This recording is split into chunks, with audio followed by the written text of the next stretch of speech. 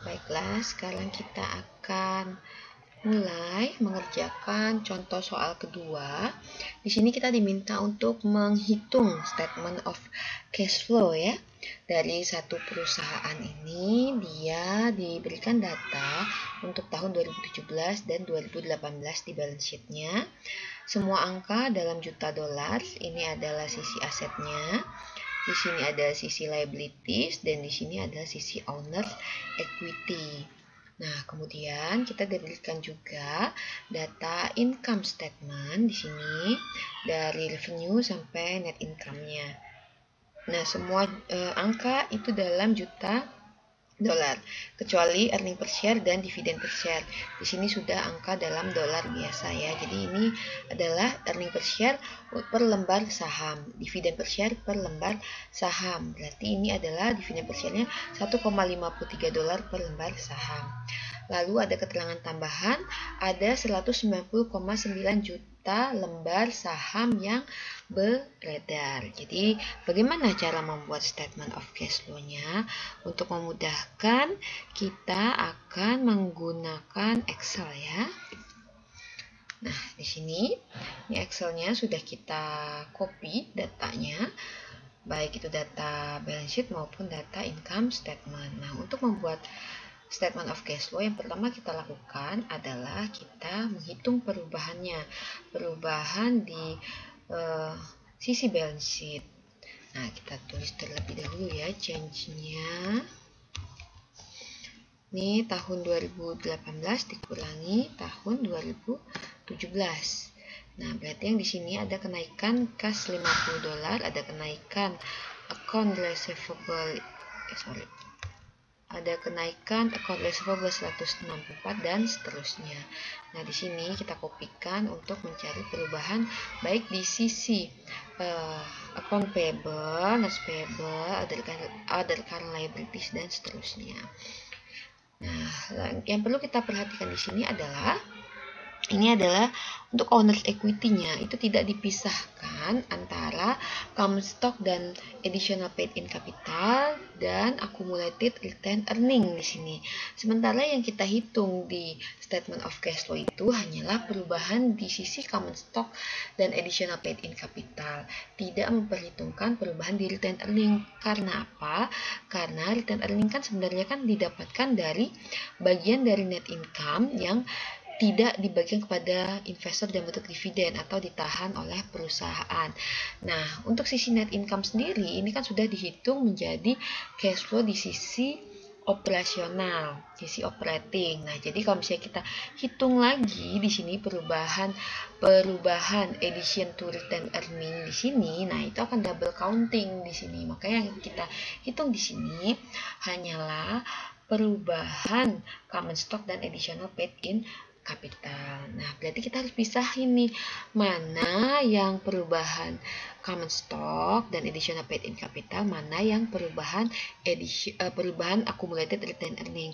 Perubahan accumulated retained earning di sini berarti adanya penambahan retained earning. Nah, berarti yang bisa kita cari di sini adalah berapa sih sebenarnya addition to retained earning di tahun 2018. Oke. Bagaimana cara mencari addition to retained earning? Nah, seperti yang kita tahu, net income ini akan dibagi menjadi dua. Satu akan menjadi dividen, satu lagi menjadi retained earning. Nih, kita insert ya. Addition to retained earning. Nah, sebenarnya kita bisa mencari addition to retained earning ini dengan dua cara di sini. Yang pertama, kita hitung terlebih dahulu addition to retained earning per share-nya. Nah, berarti mencarinya cukup 4,68 dikurangi 1,53. Nah, ini baru addition to retained earning per share di sini. Nah, yang kita perlu tahu di sini adalah total addition to retained earning-nya. Untuk mencari total addition to retained earning-nya, berarti kita ini langsung kita kalikan dengan ini 190,9 yaitu 601.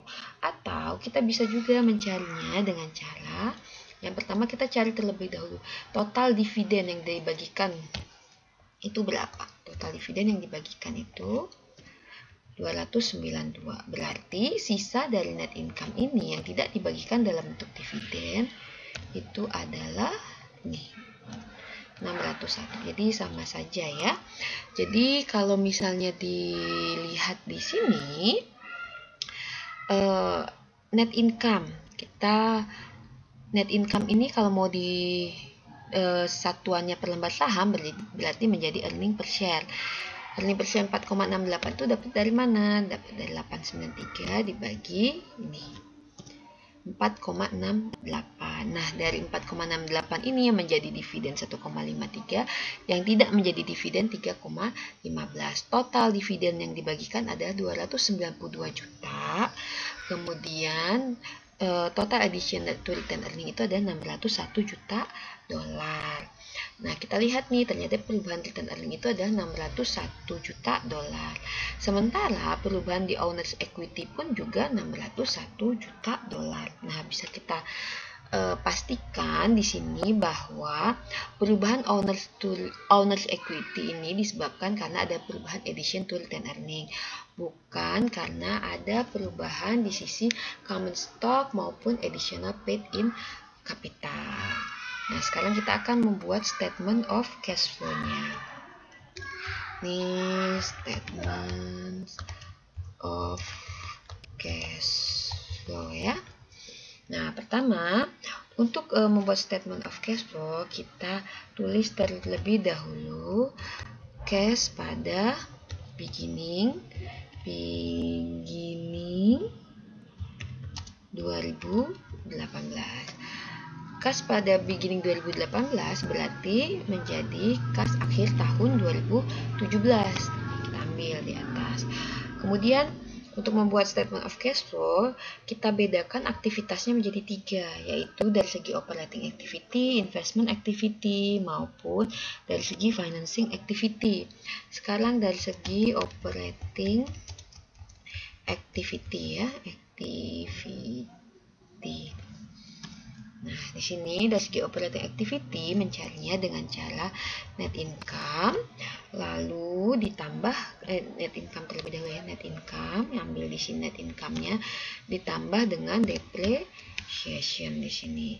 Depreciation-nya, nah ini angkanya. Nah, karena di sini lambangnya sudah minus, kita tambahkan angka minus di sini 116.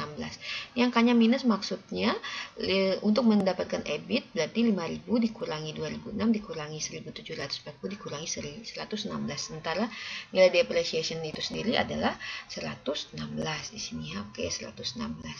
Nah, kemudian ini adalah sebentar lebih enak. Ini apa saja yang ditambahkan, depreciation. Kemudian kita tambahkan apa lagi? Kalau terjadi peningkatan di sisi current liabilities di sini. Nah, kita lihat nih, increase in account payable. Kalau terjadi peningkatan di sisi current liabilities berarti akan menambah cash flow dari segi operating activity di sini, karena current liabilities dianggap digunakan untuk aktivitas operasional. Nah, kemudian kita lihat lagi nih di current liabilities ada apa aja. Oh, ada notes payable. Nah, notes payable ini tidak termasuk aktivitas operating, tapi dia termasuk di aktivitas financing karena dia dikeluarkan bukan untuk tujuan operasional, tapi dikeluarkan untuk tujuan pendanaan di sini. Nah, berarti apa lagi yang ada other current liabilities? Berarti di sini increase in other CL ya. Jumlahnya yang ini. Nah, ini yang kita tambahkan, kemudian yang kita kurangi apa saja. Pengurangan cash flow di segi operating activity itu terjadi ketika adanya penambahan dari segi current asset. Kita lihat current assetnya ada apa aja nih di sini. Oh, ada account receivable, ada inventory, dan ada other current asset. Berarti di sini kita lengkapin ya. Increase in account receivable receivable, lalu increase in inventory, kemudian increase in other current asset ya, other current asset. Nah, di sini kita ambil angkanya dari atas nih ya. Oke, lalu nah di sini berarti kita bisa menghitung net cash from operations. Nah, ini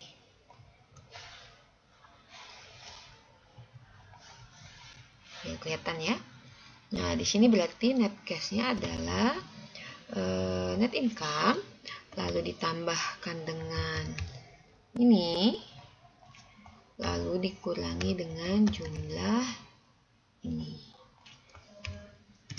Nah, menjadi 879. Nah, sekarang kita cek dari segi investment nih di sini.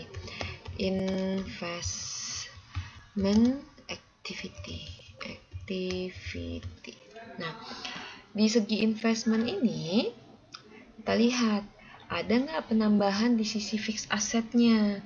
Nah, kita lihat ya, fixed asset itu ada nih penambahan 80, tapi ingat di sini kan sudah yang net fixed assetnya. Sementara di sini boleh kalau misalnya kita mau jabarkan ya, net fixed asset lalu ditambah lagi depreciation, karena kan depreciation di sini kan dia kan non cash expense ya, jadi harus kita add back kembali. Oke, net fixed assetnya di sini. Oke, increase ya, increase in net fixed asset. Kemudian kita tambahkan depreciation-nya. Depreciation kita ambil dari sini. Nah, ini atau diambil dari sini aja ya, yang sudah nggak ada minusnya. Nah, berarti net cash from investments itu adalah 80 ditambah 116, itu 196. Nah, di sini karena di sini adalah penambahan di net fixed asset. Nah, berarti di sini kan pembelian ya, ada pembelian. Nah, berarti nanti ada yang keluar di sini, ada cash flow yang keluar. Di sini boleh kita tambahkan angka negatif kalau misalnya mau gampangnya untuk menyimbolkan bahwa ini adalah dana yang keluar, karena kan terjadi penambahan fixed asset berarti ada dana yang keluar. Nah, sekarang kita cek lagi nih untuk segi financing activity-nya. Financing activity. Dari segi financing activity, nah kita lihat nih ada apa aja. Ternyata di sisi liabilities-nya, oke, di sini ada pengurangan notes payable, berarti ada uang keluar nih 93. Kemudian dari long term debt-nya ternyata ada penambahan long term debt di sini. Nah, kalau misalnya ada penambahan long term debt di sini, berarti nanti ada uang masuk ya, ada uang masuk. Sorry. Ini di long term debt di sini, saya lihatnya gini tadi. Long term debt di sini ternyata ada pengurangan long term debt, berarti kita membayar sebagian long term debt kita, berarti ada uang keluar 248.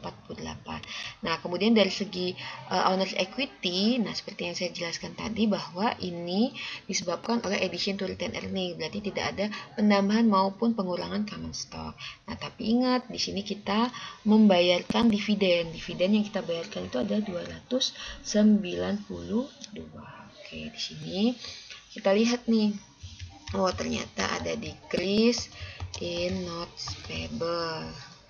Decrease in notes payable. Oke. Lalu ada decrease in long term debt. Ini nilainya segini. Lalu kita lihat ada nggak change in common stock. Tadi kan nggak ada ya change-nya, berarti nilainya 0. Atau kalau misalnya ini kan 601 ya, ini 601, ini juga 601, addition to return earning-nya berarti change in common stock-nya tidak ada. Kemudian berarti ada dividend paid di sini. Dividend paid-nya itu sama dengan yang di sini ya. Nah, ini dia. Total dividend paid-nya 292. Nah, lalu net cash-nya berapa? Net cash from financing. Itu adalah kita jumlahkan.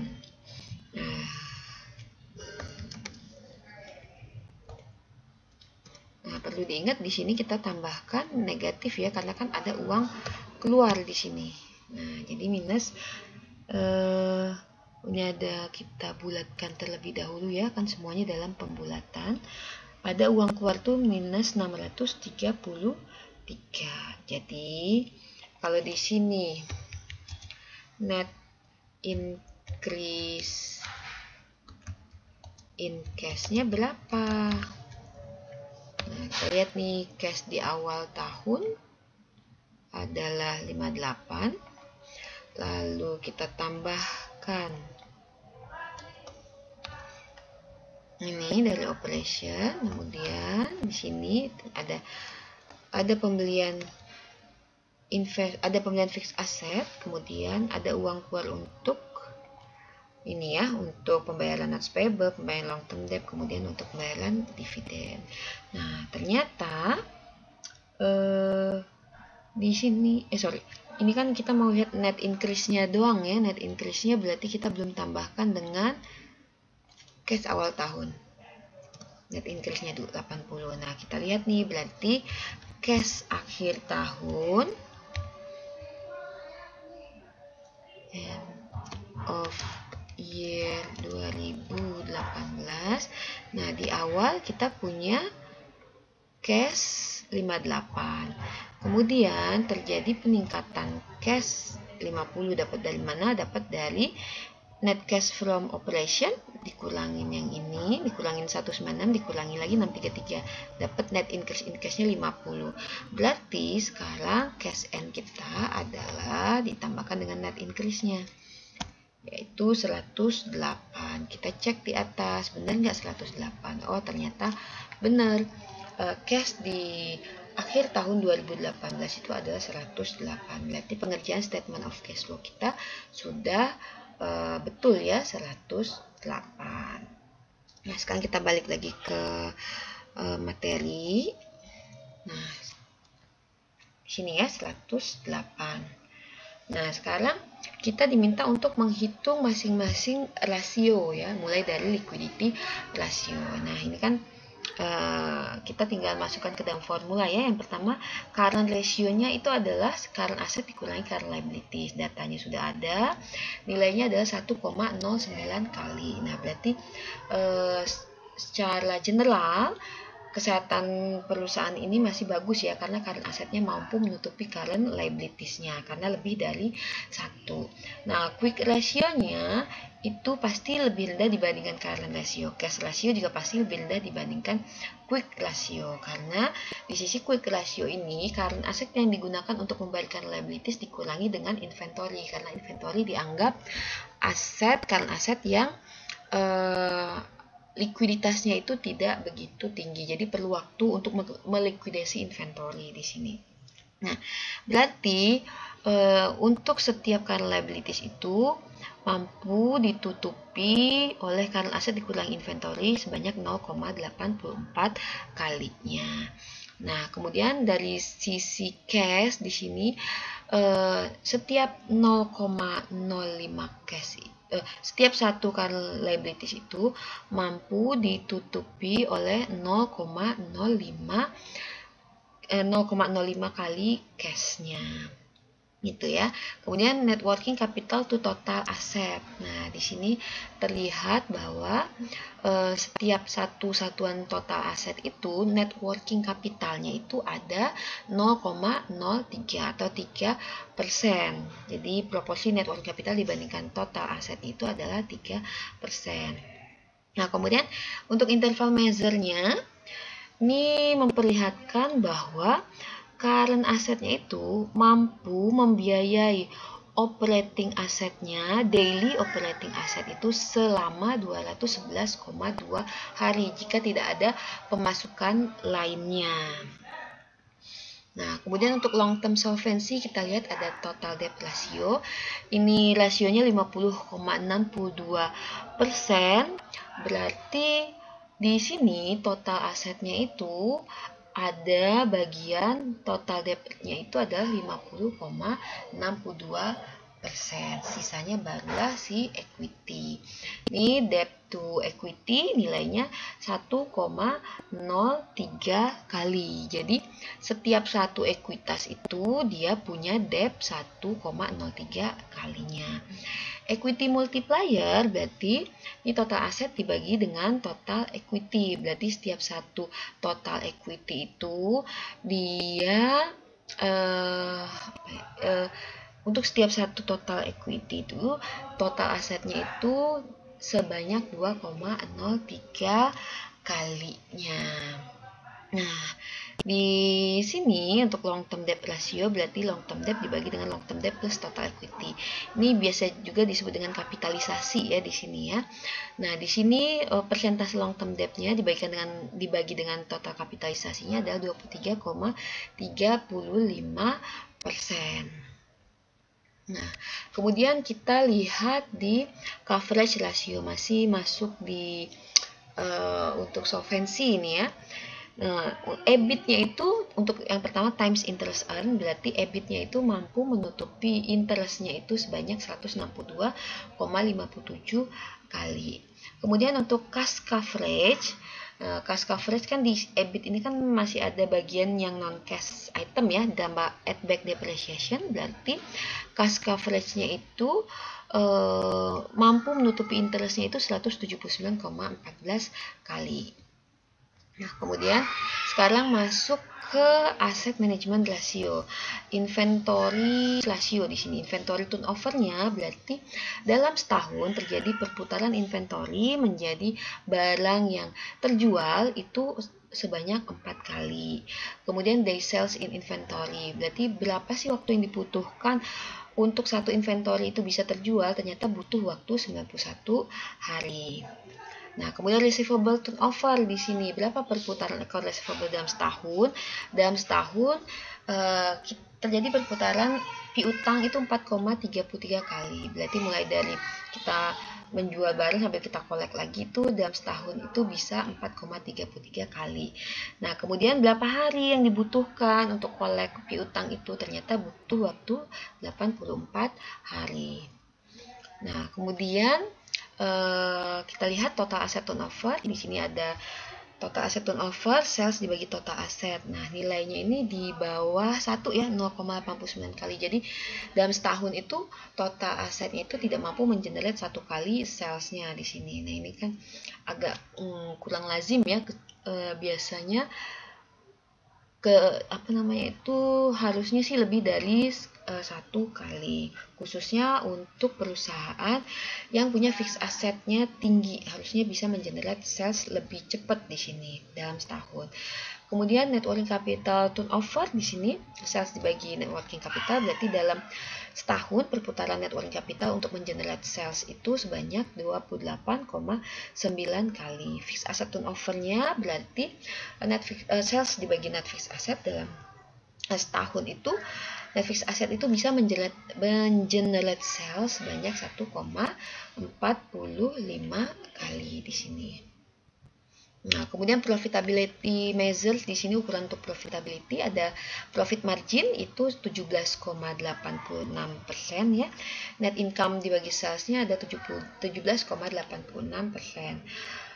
Kemudian berarti di setiap sales itu yang merupakan income perusahaan itu sebanyak 17,86%. Kemudian return on asset. Nah, dalam setiap satu total aset itu net income itu 15,93%. Return on equity-nya itu adalah 32,26%. Pastinya return on equity ini lebih tinggi dibandingkan return on asset. Jadi untuk setiap satu equity seolah-olah ada income 32,26%. Nah, ini untuk market value-nya. Ini data tambahan ya, ada market price-nya, kemudian ada share outstanding. Ini kan sudah ada ya data sebelumnya di soal ya. Nih, price earning ratio-nya ada 18,73 kali di sini. Kemudian di sini berarti untuk setiap satu earning itu harga pasarnya itu adalah 18,73 kalinya. Kemudian market to book ratio. Nah, ini bagus ya, market to book ratio-nya dia di atas 1. Berarti nilai pasar perusahaan itu adalah 6,04 kalinya dari nilai buku perusahaan tersebut. Nah, di sini ada enterprise value, di sini nilainya adalah 19.462. Kemudian kita bisa cari EBITDA rasionya. EBITDA rasionya adalah 15,52 kalinya. Oke, itu saja bahasan untuk chapter 3 ini, working with financial statement. Kita udah belajar statement of cash flow ya, kemudian belajar juga tentang standardized financial statement, kemudian belajar juga tentang financial ratio, belajar tentang DuPont identity, kemudian belajar juga untuk apa sih analisis laporan keuangan itu dan apa saja masalah-masalah yang timbul ketika kita menganalisis laporan keuangan tersebut. Semoga bisa membantu. Kalau misalnya ada yang mau ditanyakan, bisa langsung japri ke saya. Terima kasih. Saya tutup. Assalamualaikum warahmatullahi wabarakatuh.